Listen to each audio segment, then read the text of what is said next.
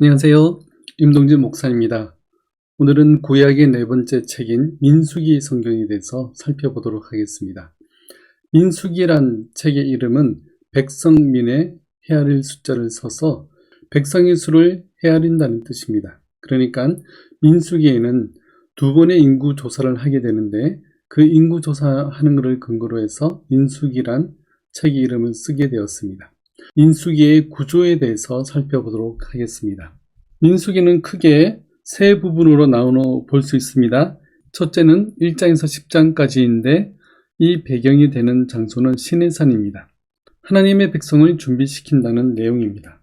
출애굽기 후반부에서부터 레위기, 민수기 앞부분까지 모두 시내산에서 일어난 일입니다. 이제 이스라엘 백성이 약속의 땅인 가나안 땅으로 들어가야 하는데 하나님의 백성에 합당한 그런 모습을 준비시키는 그러한 과정이 1장에서 10장까지의 내용입니다. 두 번째는 11장에서 16장인데 장소는 가데스입니다. 시내산에서 곧장 올라가서 가나안 땅 남쪽 경계선 지역입니다. 여기서 12명의 정탐꾼을 보내게 됩니다. 그런데 시내산을 출발해서 가데스까지 백성들은 끊임없이 불평하며 하나님을 믿지 않았습니다. 세 번째는 17장에서 36장입니다. 장소는 모압 평지입니다. 이곳은 요단강 동편 지역입니다. 이스라엘의 불신앙에도 불구하고 하나님은 그들에 대해서 참으시고 가나안 동편까지 하나님은 그들을 인도하셨습니다. 자, 그럼 지도를 보면서 우리 함께 민수기의 스토리를 살펴보도록 하겠습니다. 자, 이스라엘 백성들이 시내산에서 있습니다. 시내산에서 여기서 1장에서 10장까지죠.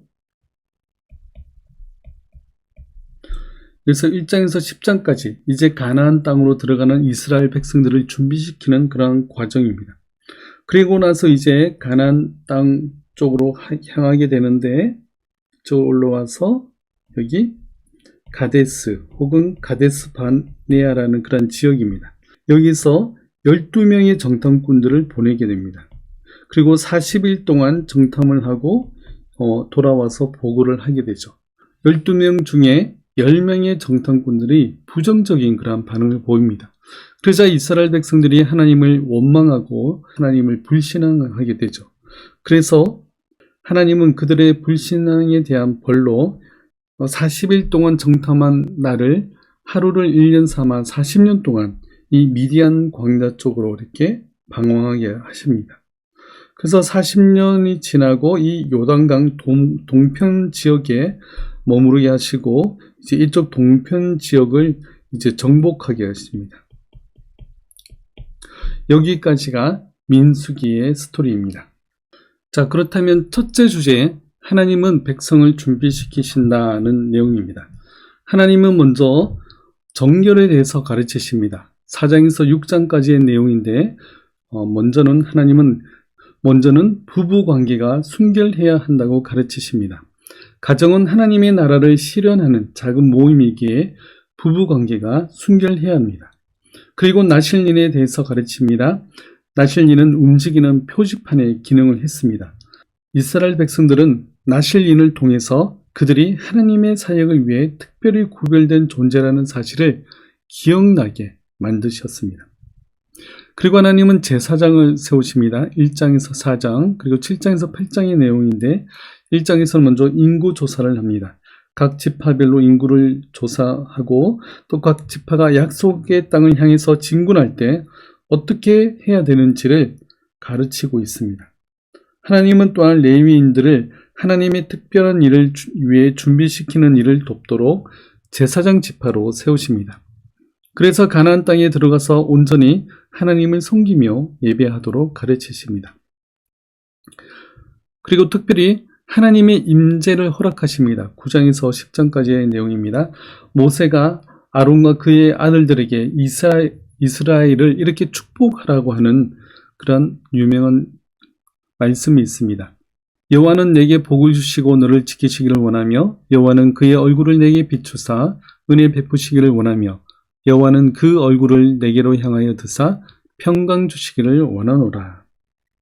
그리고 하나님은 그들과 함께 하고 있음을 상기시키기 위해서 구름을 보내주셨습니다. 구름이 떠서 움직이면 이스라엘 백성들도 이동하였고 구름이 멈추면 이스라엘도 멈추었습니다. 하나님이 항상 이스라엘을 인도하시는 그런 구름의 형상으로 하나님은 그들과 함께 하셨습니다. 두 번째 단락, 그러나 백성은 하나님을 믿지 않았습니다. 그들은 끊임없이 하나님을 원망합니다. 11장과 12장에 주로 나오는데요. 길이 불편하다고 원망합니다. 하나님은 그들에게 만나를 내리십니다. 광야를 지내는 동안 매일매일 양식을 하늘에서 내려주십니다. 그런데도 그들은 고기가 없다고 원망합니다.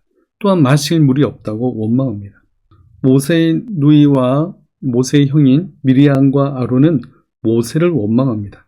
왜 하나님이 너와만 말씀하시겠냐? 우리와도 말씀하지 않겠냐고 하면서 모세를 원망합니다.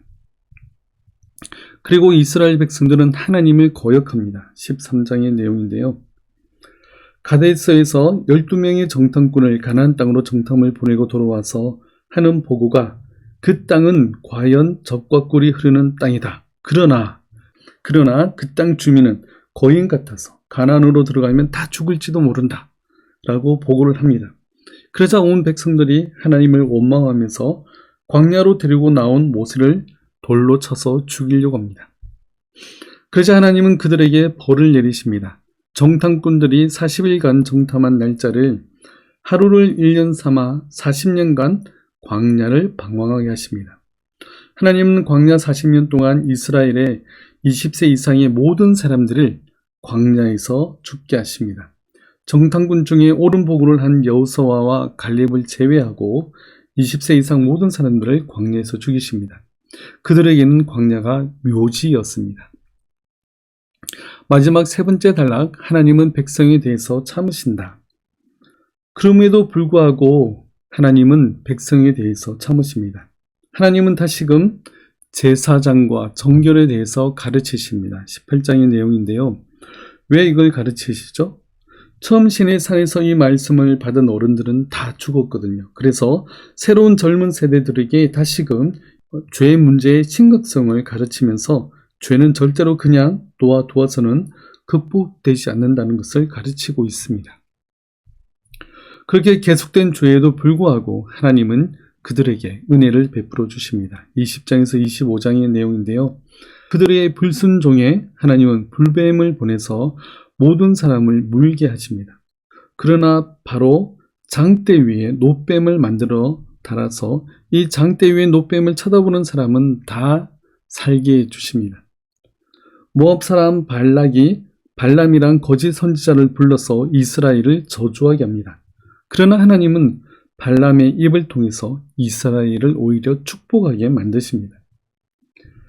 그리고 하나님은 무사히 약속의 땅에 도달하도록 역사하십니다. 가나안 동편 지역에 있는 땅을 또한 다 점령하게 만드십니다. 한 번 더 요약해보면 하나님은 이스라엘 백성들을 가나안 땅에 합당한 하나님의 백성으로 준비시키십니다. 그러나 이스라엘 백성들은 끊임없이 하나님을 원망하며 하나님을 불순종합니다. 그럼에도 불구하고 하나님은 그들에 대해서 오래 참으시고 오히려 그들에게 은혜를 베푸시고 가나안 동편까지 인도해 오셨습니다. 자, 여기까지가 민수기의 내용입니다. 다음 시간에는 여호수아를 통해서 가나안 땅에 들어가는 그런 내용입니다. 그러면 다음 시간에 뵙도록 하겠습니다. 감사합니다.